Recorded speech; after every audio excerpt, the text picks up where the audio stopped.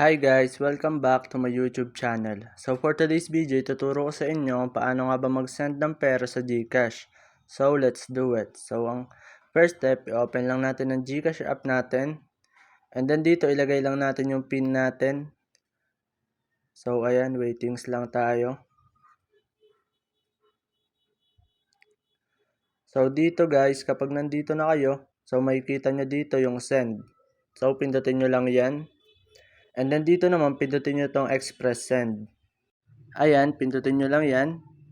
And then dito, makikita nyo yung enter name or number. So, ilagay nyo lang dyan yung number na pagsesendan nyo. Or yung name. So, ayan, ilagay nyo lang yun dyan. So, ayan, kapag nalagay nyo na, dito, ilagay nyo naman kung magkano yung isasend nyo. So, ayan. And then, pindutin nyo lang yung next.